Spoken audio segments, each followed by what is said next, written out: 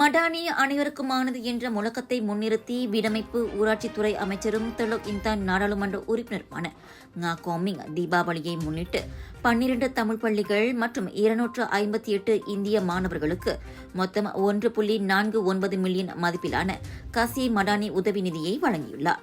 Teluk இந்தான் வரலாற்றிலேயே இதுதான் மிக உயர்ந்த தொகையாகும். இந்த உதவி மடானி அரசின் உறுதியான அர்ப்பணிப்பை பிரதிபலிக்கிறது. எந்த மாணவரும் பொருளாதார சிக்கலால் கல்வியில் பின்தங்கக்கூடாது என்பதே இதன் நோக்கம் என அவர் கூறினார்.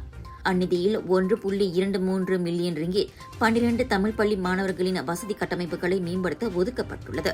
2,56,600 ரிங்கிட் கல்வி உதவியாக வழங்கப்பட்டது.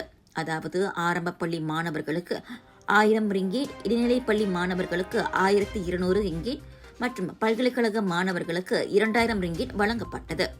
பிரதமர் டத்தோஸ்ரீ அன்வார் இப்ராஹிம் அடிக்கடி கூறி வரும் மலாய் குழந்தைகள் நமது குழந்தைகள், சீன குழந்தைகள் நமது குழந்தைகள், இந்திய குழந்தைகள் நமது குழந்தைகள் என்ற வாசகம் வெறும் கோஷமல்ல. அது அனைவரையும் அரவணைக்கும் பரிவுமிக்க மற்றும் அன்புள்ளம் கொண்ட மடானி அரசின் கொள்கை என ngா கோமிங் கூறினார். ஒரு வலிமையான நாடு உருவாக கை சுத்தமான அரசாங்கம், நியாயமான கொள்கைகள் மற்றும் வேற்றுமையில் ஒற்றுமை அவசியம் என அவர் தெரிவித்தார்.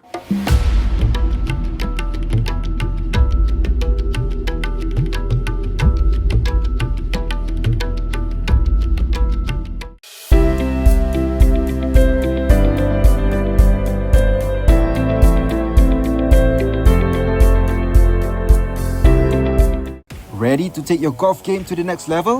Join the Bridgestone ASEAN Amateur Open 2025 and stand a chance to win 5 amazing hole-in-one prizes, including a brand new Mazda CX-30.